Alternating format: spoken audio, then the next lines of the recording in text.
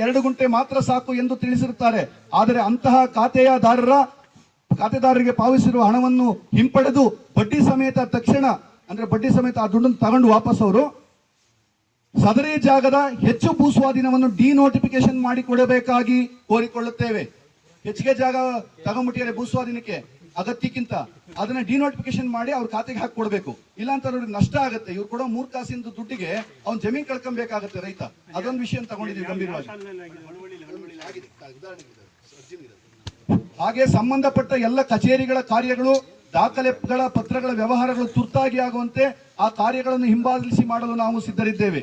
ಹಾಗೆಯೇ ಸರ್ಕಾರದ ಗಮನ ಸೆಳೆಯಲು ಅಗತ್ಯವಿರುವ ಚಳವಳಿಗಳನ್ನು ರೂಪಿಸುವುದು ಹಾಗೂ ಪಾದಯಾತ್ರೆಯಂತಹ ಕಾರ್ಯಕ್ರಮಗಳನ್ನು ಹಮ್ಮಿಕೊಳ್ಳುವುದರ ಮೂಲಕ ತಮಗೆ ಅನುಕೂಲವಾದಂತೆ ಸಹಕರಿಸಲು ನಾವೆಲ್ಲವೂ ಸಿದ್ಧರಿದ್ದೇವೆ. ದಯಾಪರರಾದ ತಾವು ಸಾರ್ವಜನಿಕ ವಲಯದಲ್ಲಿ ಹೆಚ್ಚು ಗುರುತು ಮೂಡಿಸಲು ಇದು ಒಂದು ಸುವರ್ಣ ಅವಕಾಶ. ಹಾಗೆಯೇ ನಾವು ಸಹ ಸ್ಮರಿಸುತ್ತೇವೆ. ಈಗಾಗಲೇ ನಾವು ನಮ್ಮ ಜೀವಮಾನ ಪೂರ್ತಿ ಯೋಜನೆಯ ಕನಸನ್ನು ಹೊತ್ತು ಕಾದಿದ್ದೇವೆ. ನಮ್ಮ ಮಕ್ಕಳಿಗಾದರೂ ಅನುಕೂಲವಾಗುವಂತೆ ಯೋಜನೆಯನ್ನು ಬಹುಬೇಗ ಪೂರ್ಣಗೊಳಿಸಿ.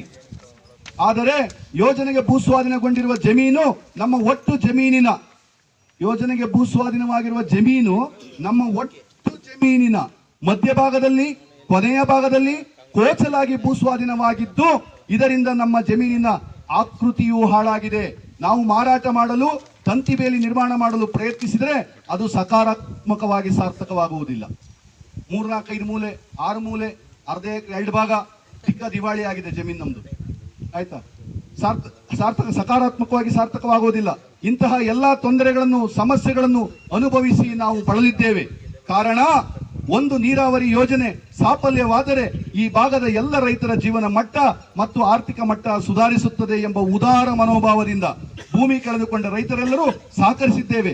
ಹಾಗಾಗಿ ಮಾನ್ಯ ಶಾಸಕರಾದ ತಾವು ಸಂಬಂಧಪಟ್ಟ ಎಲ್ಲ ಇಲಾಖೆಗಳ ಅಧಿಕಾರಿಗಳಿಂದ ತುರ್ತಾಗಿ ಹಣ ಬಿಡುಗಡೆ ಮಾಡಿಸಿ ಉಳಿದಿರುವ ಅಲ್ಪ ಸ್ವಲ್ಪ ಕಾಮಗಾರಿಯನ್ನು ಪೂರ್ಣಗೊಳಿಸಿ ಕೆರೆಗೆ ನೀರು ತುಂಬಿಸುವ ಕಾರ್ಯಕ್ಕೆ ಚಾಲನೆ ಕೊಡಿ ಎಂದು ಪ್ರಾರ್ಥಿಸುತ್ತೇವೆ. ಆದರೆ ಬೇಗ ಪ್ರಾರಂಭಿಸಿ ಹಾಗೂ ಬೇಗ ಪೂರ್ಣಗೊಳಿಸಿ ಎಂದು ಮನವಿ ಮಾಡಿಕೊಳ್ಳುತ್ತಾರೆ ಇಂತಿ ತಮ್ಮ ವಿಶ್ವಾಸಿಗಳು. ಈಗಾಗಲೇ ಸುಮಾರು 25 ಕೋಟಿಗಿಂತ ಹೆಚ್ಚು ಹಣ ಕಾಮಗಾರಿಗಾಗಿ ವ್ಯಯ ಆಗಿದ್ದು, ಆ ಹಣ ಎಲ್ಲವೂ ಕೂಡ ವ್ಯರ್ಥ ಆಗಿದೆ. ಅದರ ಉಪಯೋಗ ಆಗಬೇಕು ಅಂದ್ರೆ ರೈತರಿಗೆ ಬೇಗ ಈ ಒಂದು ಕಾಮಗಾರಿಯನ್ನು ಪೂರ್ಣಗೊಳಿಸುವುದರ ಮೂಲಕ ಅದರ ಉಪಯೋಗವನ್ನು ಕಲ್ಪಿಸಿಕೊಡಿ ಅಂತಕ್ಕಂಥದ್ದು ನಮ್ಮ ವಿಚಾರ. ಇದಿಷ್ಟು ಅರ್ಜಿಯಲ್ಲಿ ನಿಮ್ಮ ಸಮಸ್ಯೆಗಳ ಬಗ್ಗೆ, ಏತ ನೀರಾವರಿಯ ಯೋಜನೆ ಪೂರ್ಣಗೊಳಿಸುವ ಬಗ್ಗೆ ಇರತಕ್ಕಂತಹ ವಿಚಾರಗಳು.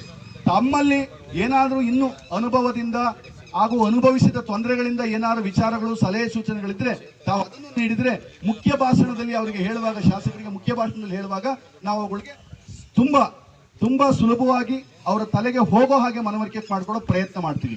ಈ ಬಗ್ಗೆ ಸೋಮೇಗೌಡರು ಒಂದೆರಡು ಮಾತು, ಹಾಗೆ ನಂತರ ರವಿ ಅವರು, ಪಾಲಾಕ್ಷ ಅವರು ಎಲ್ಲರೂ ತಮ್ಮ ಅನಿಸಿಕೆಗಳನ್ನ ಹೇಳಬೇಕು ದಯಮಾಡಿ.